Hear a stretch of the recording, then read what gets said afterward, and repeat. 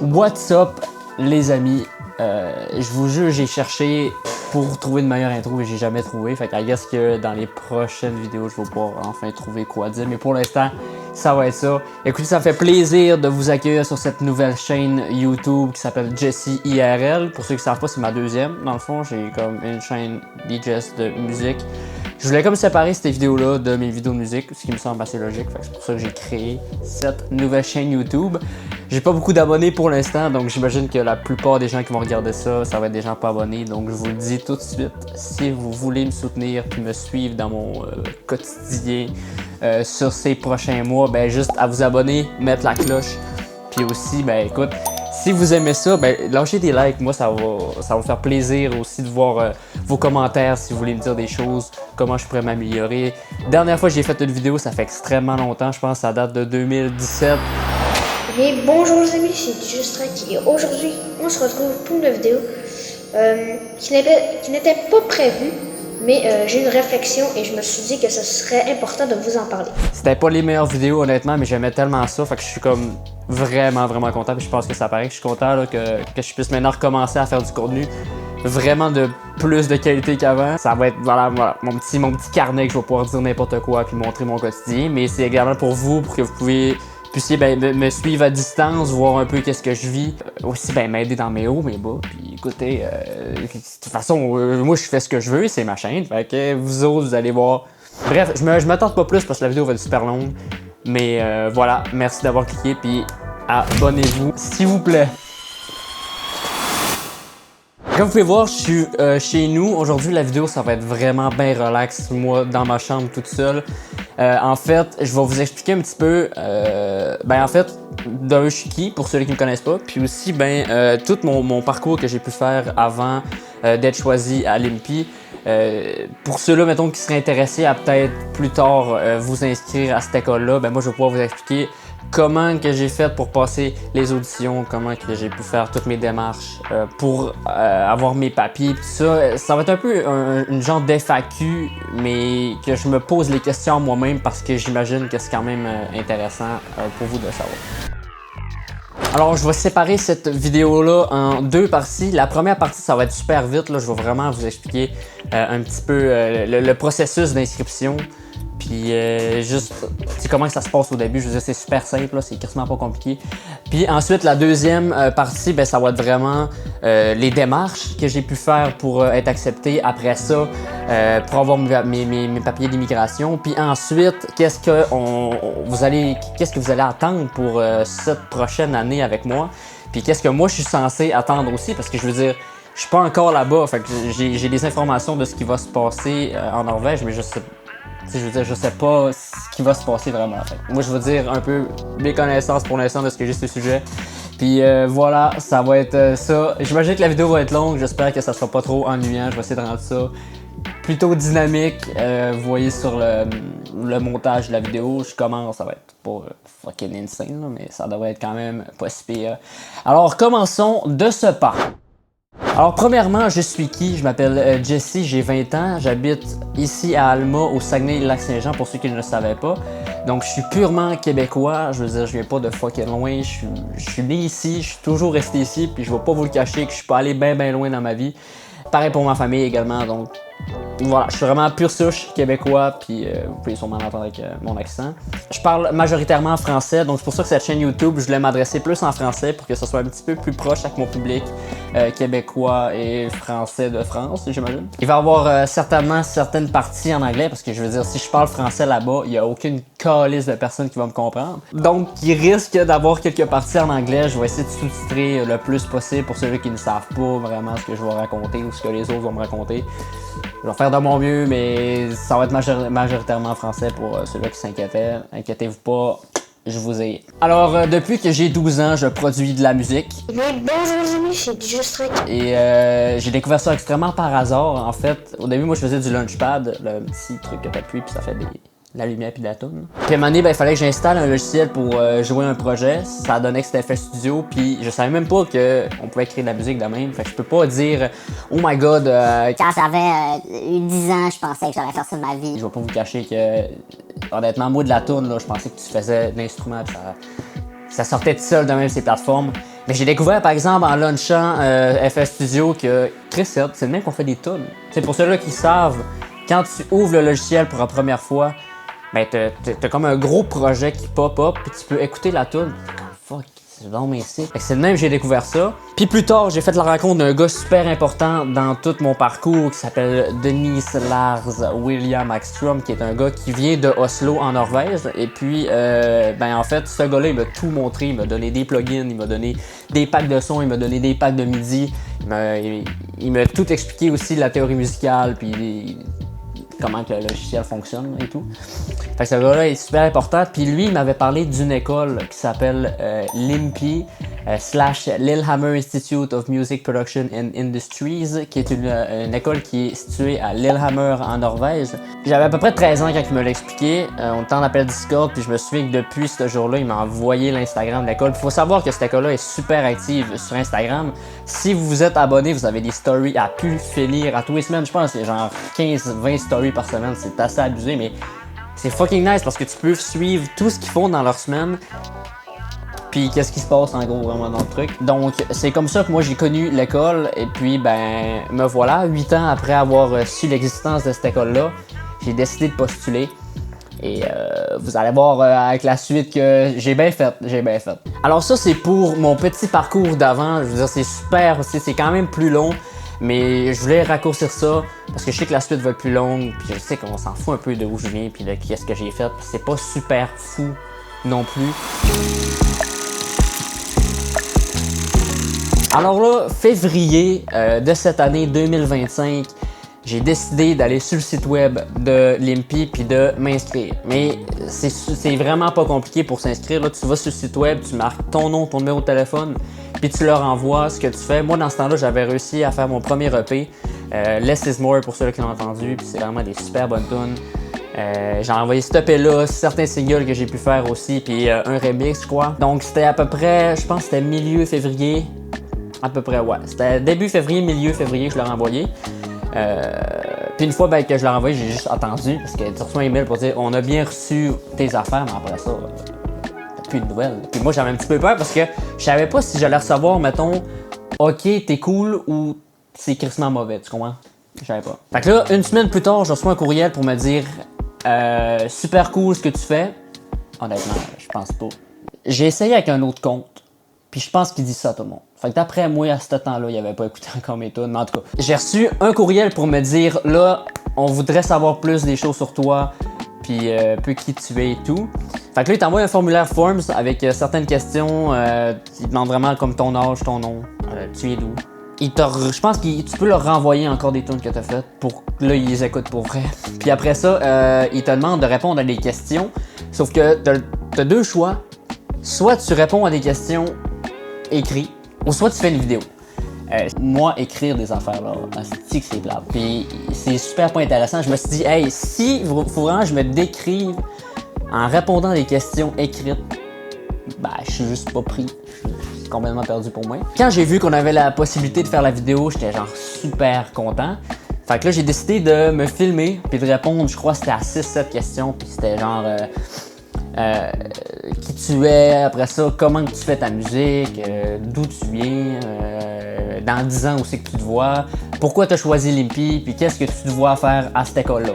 Fait que ma vidéo dure à peu près 10 minutes, puis j'ai eu l'intelligence de mettre mes tunes, parce que je me suis dit, ça se trouve, ils l'ont toujours pas entendu, mes fucking musique, parce que, tu sais, on est genre des centaines à appliquer, à guess qui vont pas écouter chaque chose qu'on entend. J'imagine, hein, peut-être que c'est pas ça. De toute façon, je parle français, c'est encore lisse, personne va écouter ça, puis personne va comprendre ce que je dis. Mais c'est ça, je me suis dit, je vais mettre mes tunes dans la vidéo. Fait que j'ai mis en fond 4 bonnes musiques que j'ai faites. Je pense que ça a été payant de faire ça. Fait que si vous voulez vous inscrire, mettez vos fucking tunes dans votre vidéo. Je pense que ça marche. Par la suite, une fois que j'ai envoyé mon Forms, il a fallu que j'écrive un CV aussi. Fait que j'ai fait un CV pour dire ce que j'ai fait moi dans ma scolarité, après ça mes connaissances en mixage, mastering, enregistrement de musique, que je sais jouer du piano, je suis pas Beethoven mais je suis capable de jouer des notes, aussi ben mes expériences, c'est-à-dire absolument fuck all, mais j'ai mis des expériences quand même. Une fois que tout ça c'est fini, je l'ai renvoyé, c'était fucking fait, j'étais super content, puis là je me suis dit ben hey Chris, faut que j'attende, puis c'est ça qui est plate. C'est quand tu commences à envoyer ta demande en février, ben t'attends. Parce que Faut savoir que de février à avril, eux, ils attendent leurs inscriptions. Puis ben quand tu l'envoies au début, évidemment que eux ils attendent d'en avoir plusieurs avant de te répondre. Fait que c'est calissement long puis t'as aucune nouvelle. Fait que un mois après, en mars, je reçois un courriel qui me dit « Cool, on aime ta personne, on aimerait ça maintenant te faire une interview. » Je suis comme « Ok, une interview, stressant. Stressant comme demande. » Là, il m'envoie un lien Zoom puis il me demande c'est quand que tu voudrais qu'on le fasse, cette interview-là? Puis moi, ben, j'avais des cours au cégep, puis honnêtement, mon horaire, là, c'était abusé. Si j'avais des cours, j'avais jamais le temps pour rien fucking faire. Mais ça a donné que cette journée-là, c'était une journée, je pense, c'était soit une journée tempête ou une journée que j'avais pas d'école. Ça a donné, c'était la seule fucking journée. Puis qu'eux, ils étaient disponibles à une heure que moi, j'étais disponible aussi. Parce qu'il faut savoir qu'il y a 6 heures de différence entre là-bas. Puis, tu sais, eux, ils se couchent pas à minuit. Fait que je veux dire, si tu veux leur parler, ben Chris, faut que tu sois quand même dans leur temps. Donc là, ils m'envoient le lien. Je rejoins le lien.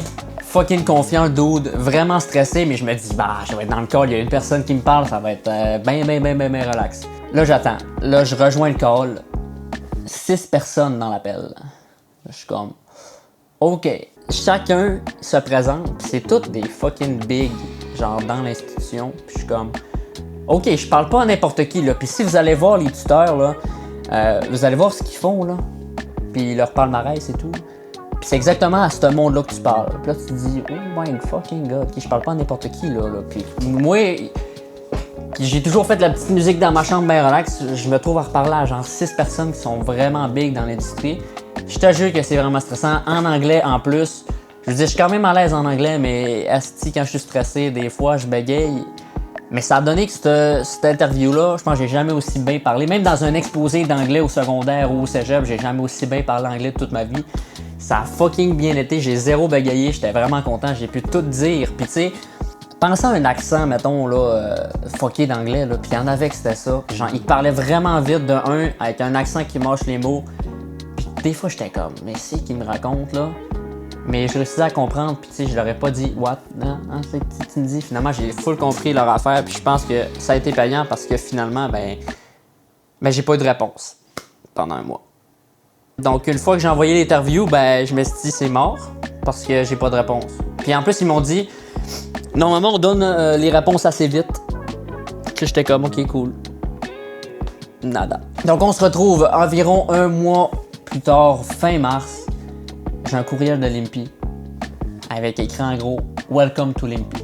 À ce moment-là, j'étais dans mon petit cours au cégep, je me faisais caler se mâcher, je me souviens, j'étais assis sur la chaise, puis je trouvais tellement ça le temps long que quand mon cell a vibré, j'ai tout de suite baissé la tête pour checker. J'attendais absolument rien. T'sais. Puis je me souviens, quand j'ai vu ce courriel-là, mon cœur il a tellement commencé à battre vite. Puis je pense que si le monde m'avait vu, je suis sûr que j'étais rouge, mais genre, j'y croyais pas au début. Je pense que j'ai checké 4 fois l'email pour savoir si c'était le vrai. Puis ça donnait que c'était vraiment le vrai. Sauf que là, parce que je savais pas, c'est cool, c'est super cool d'avoir cet email-là. Mais est-ce que c'est que le début? Une fois que j'ai pris conscience de tout ça, j'ai parlé à quelques camarades de classe durant ma pause de mon cours, je leur ai dit fuck yeah, je suis pris. Fuck yeah, je sais pas calissement quoi faire. À ce moment-là, je me suis renseigné pour savoir qu'est-ce qu'il faut faire. Parce que, tu sais, oui, sur Internet, tu peux voir comment ça marche l'immigration puis tout ça pour étudier en Norvège. Mais en même temps, c'est pas clair. Mais genre, quand je vous dis que c'est pas clair, c'est calissement pas clair, OK? Genre, c'est vraiment dur à comprendre. Là. Donc là, première étape qu'il faut faire, s'inscrire sur le site de UDI, qui est un site d'immigration obligatoire pour les gens hors Norvège qui veulent étudier dans le pays. Donc, c'est une longue style liste qu'il faut que tu répondes. Tu mets ton nom, tes informations, tout ça. Si tu as des enfants, c'est bien important de mentionner si tu as des enfants. Puis, voilà, faut que tu répondes à toutes les questions. Puis, une fois que ça c'est fait, tu t'inscris puis tu payes les frais de visa. Je pense que c'est 600$. J'étais genre, man, moi dans ma tête, d'un, je savais même pas qu'il fallait payer des frais de visa. Je savais même pas c'était quoi un visa, de un. De deux, je me suis dit, ouais, c'est 100$.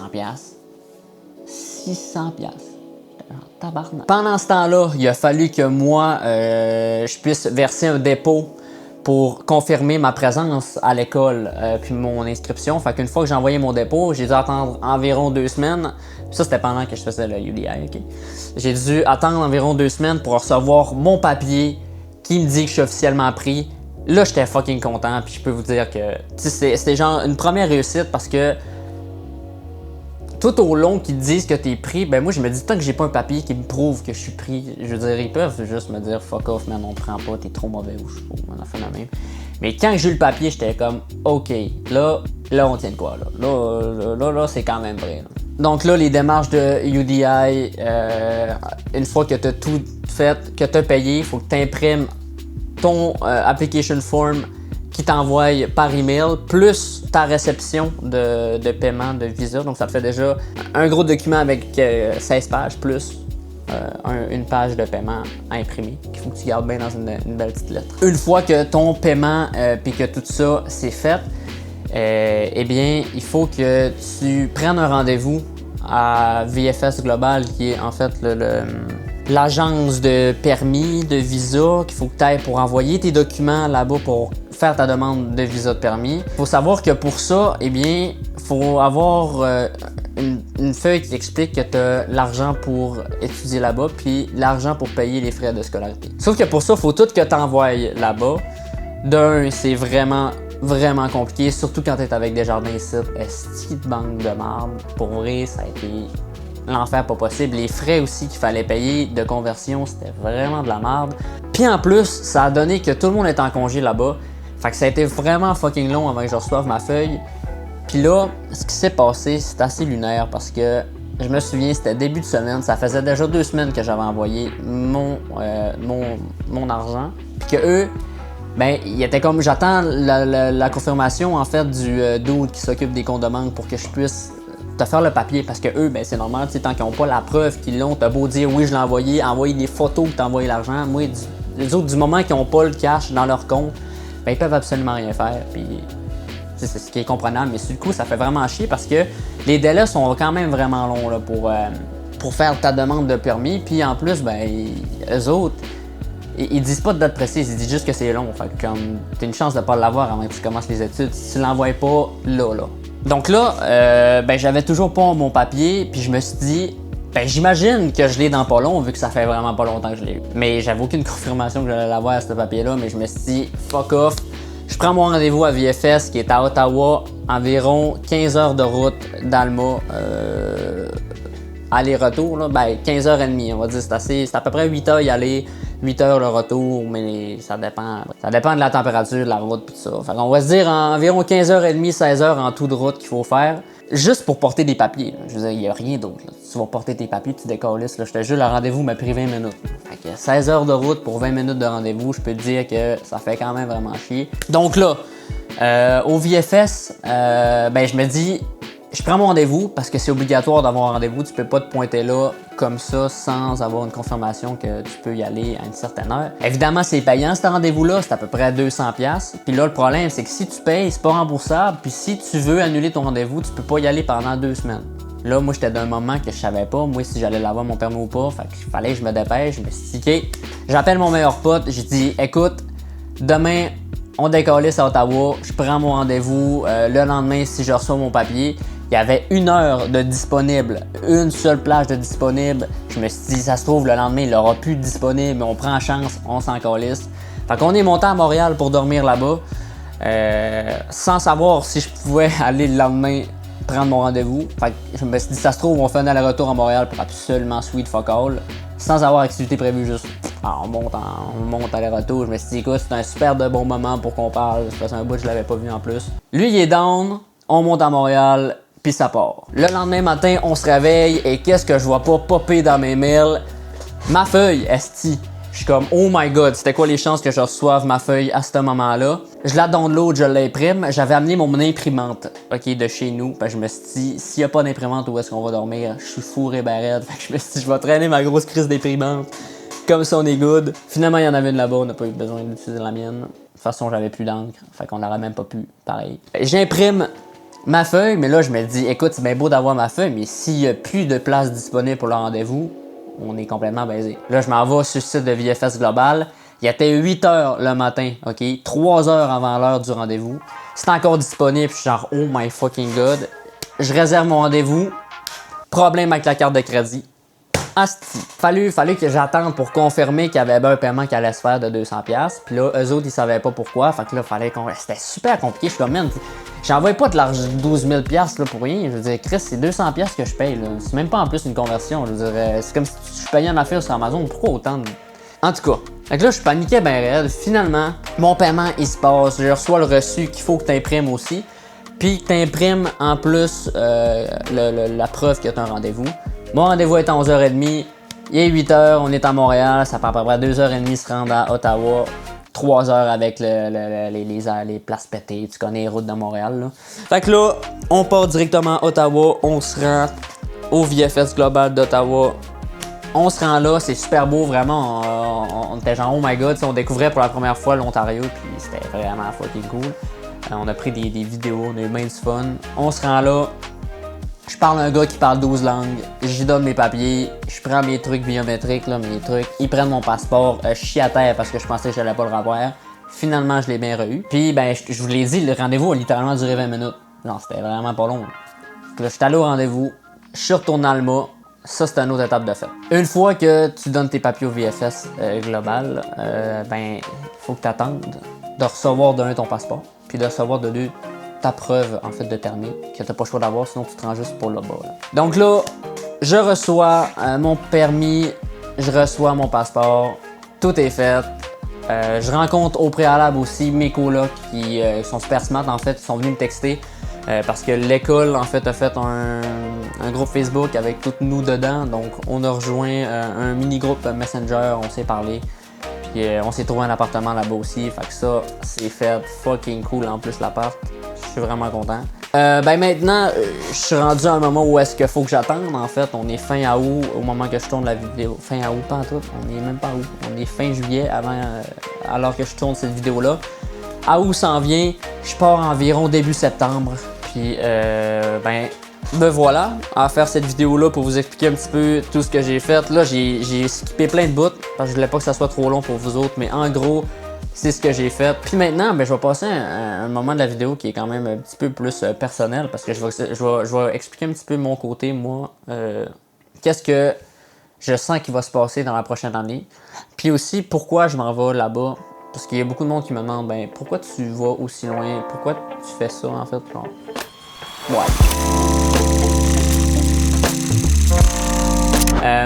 Faut savoir que moi, j'ai terminé le cégep cette année. J'avais fait une technique en technologie sonore au collège d'Alma, donc c'était une technique de 3 ans. Cette technique-là, t'as aucun stage après, t'as pas de promesse d'emploi, puis ça a donné qu'en sortant de là, ben, dans l'industrie de jeux vidéo puis du cinéma, qui était vraiment la chose que je voulais faire après l'école, ben, c'est absolument mort. Genre, c'est complètement mort. Ils cherchent aucun employé parce que le gouvernement, ben, il a tellement coupé d'argent puis d'allocations dans les entreprises québécoises là-dedans, puis même l'entreprise en général, je veux dire, elle fonctionne pas tant bien que ça. L'entreprise, l'industrie, que je voulais dire. T'as pas vraiment de job stable, puis t'es un peu à la recherche de tout, puis t'attends. Fait que ça a comme tombé d'un moment où est-ce que c'était flou, moi, ce que je voulais faire plus tard. Puis pour ceux qui me connaissent, il y a rien d'autre que j'aime dans la vie que du son ou de la musique. Je suis mauvais à l'école, ben, je suis pas mauvais, mais je suis pas tant bon à l'école que ça, au niveau français, mathématiques, sciences, tout ça, je déteste ça, puis... Est-ce que tu me verras pas faire des calculs sur un tableau, là? Pour ça, je trouve que c'est un bon moment de s'inscrire, mais tu sais, quand j'ai envoyé mes affaires, là, jamais de la vie j'aurais cru être pris, là. J'étais genre, ok, je vais envoyer ça, mais Chris, un petit gars de Québec qui a pas tant fait de choses non plus. Je veux dire, tu sais, j'ai des tonnes de fêtes, mais j'ai pas un big palmarès non plus. Fait j'étais comme, ça coûte rien d'essayer, je vais envoyer mes affaires, pis tout. Et ben, c'est fait. Et ben, pourquoi j'ai choisi cette école-là? C'est parce que de un, il y a Denise qui habite, lui, à Oslo, que je connaissais de là-bas. Puis lui, il m'avait mis en contact avec un de ses amis qui était allé. Par la suite, j'ai été mis en contact aussi avec un autre gars du Québec qui était allé. Donc là, j'ai pu voir un peu comment que l'école était là-bas. Puis c'est même que j'ai vraiment compris que c'était la meilleure place pour moi où aller. Pourquoi? Ben, je vois pas à une place ici au Québec. C'est assez simple. C'est parce que je veux pas être dans l'industrie de la musique au Québec après. C'est assez logique. Puis... moi, je pense que ce que je peux proposer comme musique, ça fit pas avec ce qu'on fait ici. pas que je dénigre l'industrie ici, c'est des super de bonne musique, puis du beau monde qui englobe tout ça, mais moi, le pop folk québécois, c'est pas moi ça. Donc ça, c'est la raison de pourquoi je m'en vais là-bas. Aussi, ben, le fait que j'ai 20 ans, puis que je veux vivre de quoi de fucking sick dans ma vie avant que je puisse commencer à travailler. J'aimerais ça travailler dans la musique, moi, dans la vie plus tard, que ce soit pour moi ou pour d'autres mondes. Moi, être producteur de musique, c'est tout ce que je veux faire. Je veux juste pouvoir produire de la musique, puis être payé pour ça, vivre pour ça. C'est vraiment quelque chose que je voulais faire, puis que je veux faire aussi. Et puis, ben, je pense que j'ai les compétences pour me donner à 100%. Oui, ça va faire que je vais passer plus de temps derrière un ordi que j'ai passé depuis les 5 dernières années. Faut croire que j'aime ça, checker un écran. Ça marche bien, puis je me sens super à l'aise à faire ça. Puis j'ai découvert au fil de ma vie que le seul moment où est-ce que j'étais moi, ben c'était quand que je produisais de la musique. Je veux pas faire pleurer personne, ni moi-même, mais c'est vrai, puis ça c'est moi ça. Ça là, tu me donnes ça là, des notes de même là. Tu vas me rendre heureux, c'est sûr, c'est sûr à 100%. Et voilà, c'est tout pour cette première vidéo. J'espère que vous l'avez apprécié. J'espère que j'ai pu répondre aussi à vos questions. Si vous en avez d'autres, il y a l'espace commentaire en bas qui sert à ça. Sinon, un petit like, abonnez-vous à mon Instagram, suivez mes musiques sur Spotify, partout. Il va y avoir tous les liens dans la description aussi. Je vais probablement faire aussi des stories de genre foire aux questions. Fait que si vous voulez comme me poser des questions, je vais pas les répondre en vidéo. Moi, ça va me faire un plaisir de vous répondre par la suite. Même chose dans les commentaires, je vais tous les liker, je vais tous les répondre, c'est sûr, je vais tous les voir.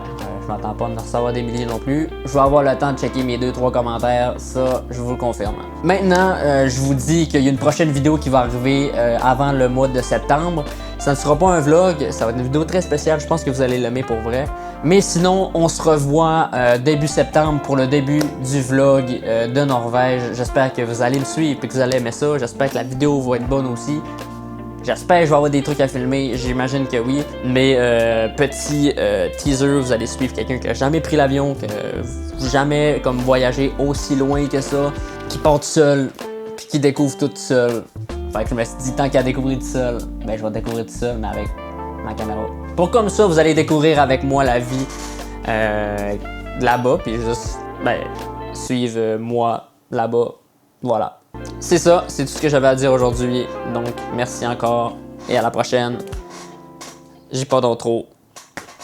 Bye bye. Yes.